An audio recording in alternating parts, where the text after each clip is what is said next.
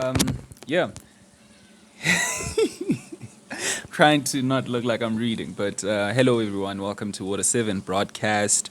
You are speaking to Dumi, and bringing you the latest news, be it current affairs or anything to do with pop culture. I don't think I'm ready to dwell into pop culture because the people that be trending is it's just people I wish I don't know. There isn't really some gripping stuff, man. The celebs we have today is just not really celebs, you know. It's not who I grew up being told. What am I trying to say? Like they're not really the epitome of what you should consider a celebrity. You understand? But in any case, yeah, man. Where can we start, man? I feel like South Africa, itself, I feel like it's losing its core. Like we losing that thing, man. I don't know. Everything just feels very nostalgic. If you think back, um, okay, right now like I'm 27, right? But if I look back to maybe let's say early 2010s and whatever, like there used to be a lot of strikes. You understand, in certain areas. I mean, certain key areas that are close to suburbs, be it Alex, you know. But it seems like it's I mean, Alex, Soweto, I don't wanna, seem like I'm only speaking of a certain community that's known for striking. I feel like every community that's not happy with the system or the current government will voice out. I'm just happy that people nowadays don't really burn infrastructure. They just they don't burn infrastructure. They'd rather burn tires and put them on the roads. I think that's better, considering that people used to burn schools and all that, and it would set us 10 years back. Not necessarily 10 years back, because the government will literally take 10 more years to fix whatever that you have burned. Um, but in any case, what's happening? What's happening out there? What is happening really? Um, what can I say? I literally wrote down a few pointers just so I don't really babble or speak about the same thing a lot, So there's a key factors that I'd like to discuss today. First one would be, yeah, like the things that are happening in this country, man. There's this video that I saw the other day. I'm sure I might be able to put it up because I'm literally trying to do better. I've been avoiding what's this? I've been avoiding recording a video because I was too lazy to edit. I've been too lazy to learn how to edit. I don't think it's a difficult task. I don't think it would be hard for me to learn how to edit, but yeah, I've just been slacking. Yeah, so this video of this man who was defending himself against these assailants, if I may call them that, or criminals, with a knife, and these guys were literally trying to hop in the car while his family was in there. I don't know what they were trying to get, but it seems like they weren't able to get it, whatever that was in that car, or if maybe they wanted to steal the car or purse or whatever. But them dudes walked away like nothing happened with their hands on their back. You know how they walk away, these paras and stuff like that. But this was in Klerksdorp, which is very crazy, and it's just very sad because I feel like the police themselves are very under resourced, and even us as a people, we're not even allowed to carry. I'm not saying that I would get a gun, but seeing how things are right now, it's like, why not for most people? Because it would be messed up. It would be messed up. Pardon the F word. It would be messed up for myself to find myself in a position where a criminal has a weapon and I can't even defend myself. And should I have a weapon and I kill them, I'd get arrested. So that's the problem that South Africa is facing right now, is that the policemen are very under resourced. They get to a situation or a place where a crime has taken place or is taking place, and criminals literally have guns or better guns, or guns of a high caliber as compared to policemen. And you ask yourself, in this current day and age in South Africa, is it worth it um, dying for whatever you may be defending at that current time? But yeah, them dudes walked away like nothing happened. In any case, like another thing, I don't know if Ramaphosa really cares about what's going on. Ramaphosa literally makes Zuma seem like light work. I mean, I remember growing up, I hated Zuma, and I didn't understand why. I just know that I hated him because of the media, because of what I heard on the news. So I hated the dude, and some girl just made me realize that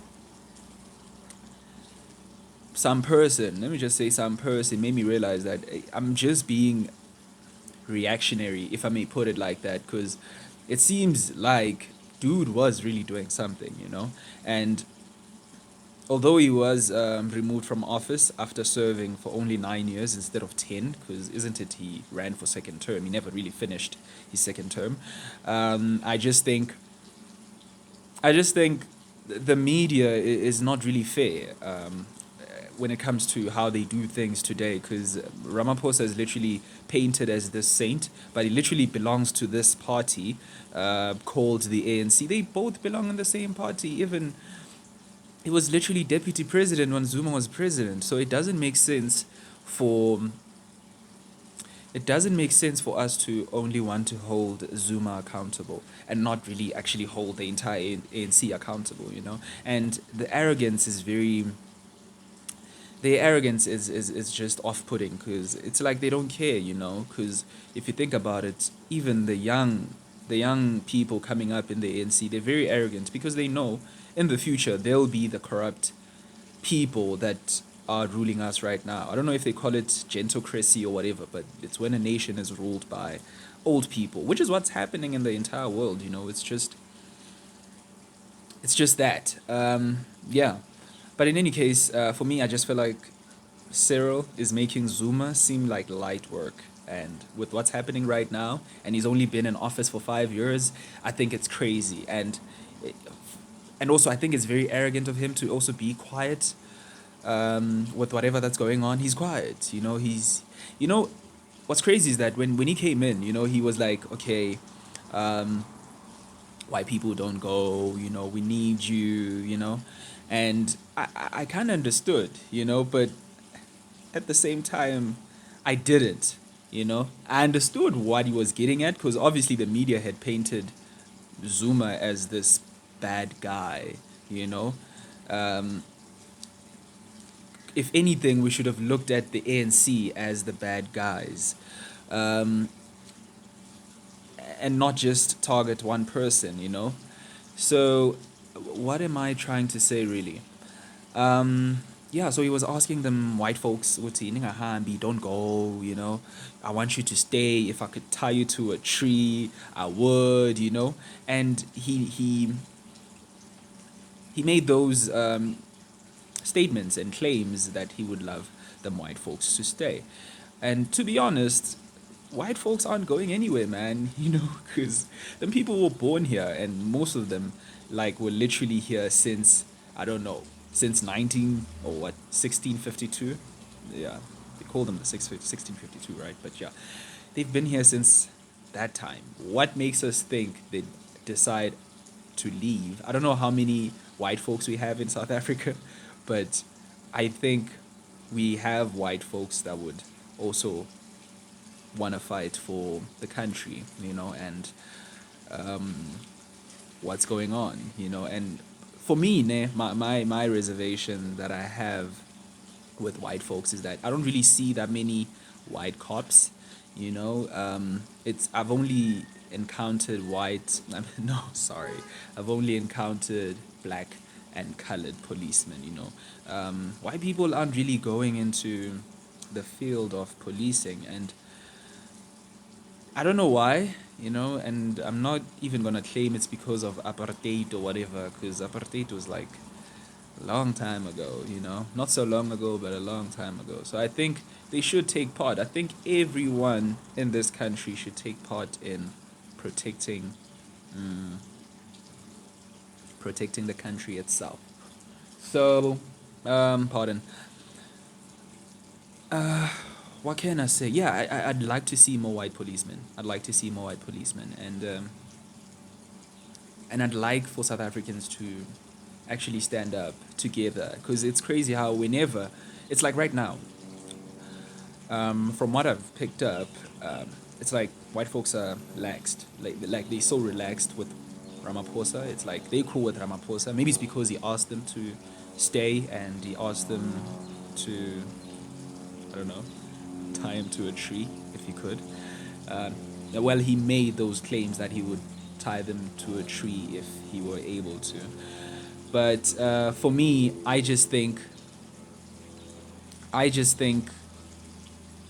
we should all do better as a community. You know, if we're not happy about someone, we should all, like as a collective, stick to that. You understand? It shouldn't be a thing of, oh, um,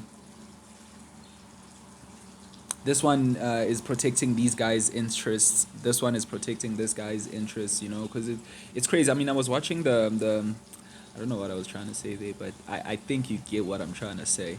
I was watching this McG podcast the other day where Malema said the Guptas didn't really capture South Africa. They were trying to, but they didn't. And if you think about it, it is kind of true, though, you know? It is kind of true. Who is really running South Africa, and who is that person that makes the decisions? You know, who decides who'll become president, and who decides um, how the market goes and whatever. Now, I don't know much about that. I will learn for this channel specifically, you know, because I don't want to sound uninformed. Um, yeah, man. I just think we should do better as a country, you know, and we should hold people accountable, and the ANC should be held accountable, be it by its own followers and people that never voted for it. I think everyone should vote, actually, you know, and there should be, like, there's so many reforms that need to be passed or taken, because it's a mess, man. It's a mess. I don't know if you can hear me. It's a mess. What's going on is a mess. But in any case, what else? Yeah, what I was saying is that we should just forget about race, you know, because, I mean, yes, it matters to a certain extent, but it's just crazy how every time, whenever we have to talk about serious things, people like Biggie Celo will be like, hey, shut up, you understand? My mother was a guarded boy, my father was, what?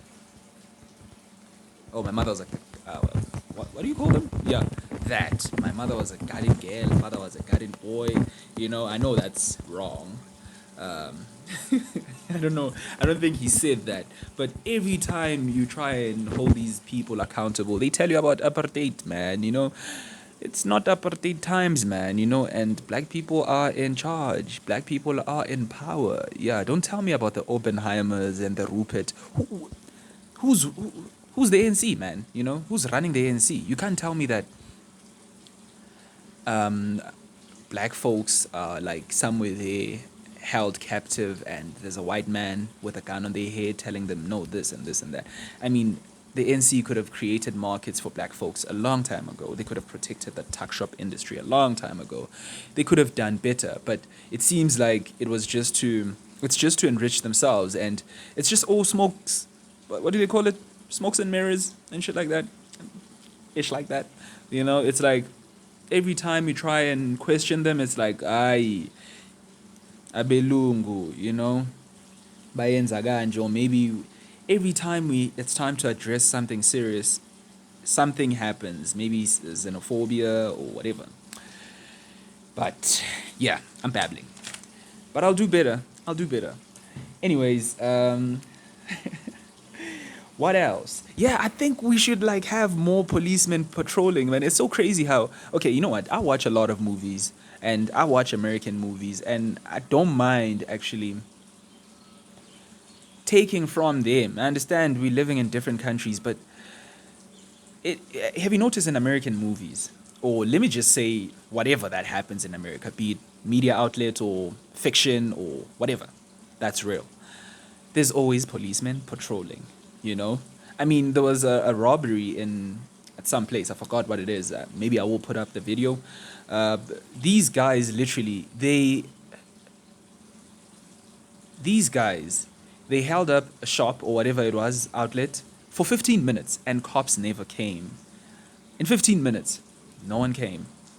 They stole whatever they stole. One guy even hopped in the boot. There were so many of them, you understand? Skinny dudes. I mean, I would rather rob with skinny guys because they faster.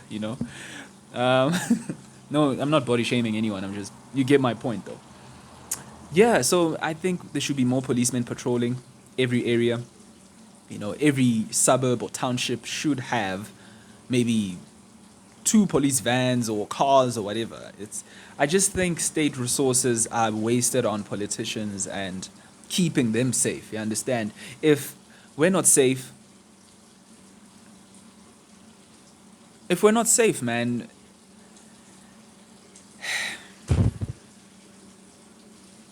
how do they expect to run a country with no people? You understand? I was like trying to think what to say there, but what I'm trying to say is that these people should just protect their people. They should protect us. And that guy was right. If anything, if you as a cop believe in the system, then use those public services. I don't think anyone that's in office should have their child going to private schools or going to anything that is private. Because if they really believed in the services that they put out there, we wouldn't really have a need or need. We wouldn't really need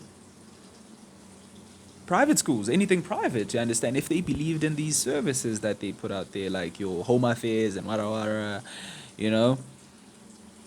Um, yeah. So basically, what I'm trying to say is that we should just hold these people accountable, and cops should just actually not cops, man. Because if the cops are messed up, then it means the politicians are messed up. So I think we should just hold the people in power accountable. We should do away with politics, if anything. That's where I'm coming from, and I'd like to help a lot. If I had the money, I would help. Trust. I think we need more homes. You understand? We need more sports facilities, because if we don't have those, kids are bound to fall into drugs and all that. But basically, what I'm trying to say, we should just have cops patrolling each and every area. If I call a policeman right now, there should be someone, you understand, saying dispatch, there's an assailant robbing someone somewhere, you understand, and then cops rush in, and not have these arrogant cops, you understand, who will literally take marijuana from maybe whatever loiterers on the road just to smoke it for themselves, you understand? Because I think cops today, there's no respect in that uniform. So yeah. In other news, let us see. Okay, I heard that the repo rate has gone up by 5.5%. So I don't know what that means, but I think things are gonna get repossessed much quicker now. Or hey, bad repossessor. That's the repo rate is 5.5%, man. I didn't read that article properly, and yeah, man. I literally covered as much as I could today. I will try and make more videos. And please, man, subscribe. you know, subscribe and leave a comment and let me know what you'd like to talk about. I'll try and dwell into pop culture, if you may call it pop culture, because if anything, South African pop culture is just doused in influences. You understand? It's just influences. That's all you're seeing. Yeah, you're seeing your CN Bougies or Enos and whatever, and those are the people that I'd rather actually not know about. Or most people would rather not know about. It's just like tabloid news. They belong in the Daily Sun. I don't think there's a clear line on what's what in South Africa, and yeah, I think we should just increase our reasoning capacity and try, man, and comprehend things more and read before we actually do things. I know I'm the one to say this because I didn't really read much before going into this podcast, but whatever that I am talking about wasn't sourced because I don't want to seem like I'm plagiarizing someone else's work, and I'm trying to make this as natural as possible. But yeah, yeah, but thank you so much for tuning in onto Stoogie podcast. I mean, Water 7 podcast or whatever. Uh, Water 7 broadcast. Initially, I was going to call it Stoogie broadcast, but now it's like Water 7 broadcast. My nickname is Stoogie. So if you want to refer to me as Stoogie, you can refer to me as Stoogie. There's my nephew about to interrupt the video. But yeah, thank you for having me and enjoy your Enjoy your day. Bye.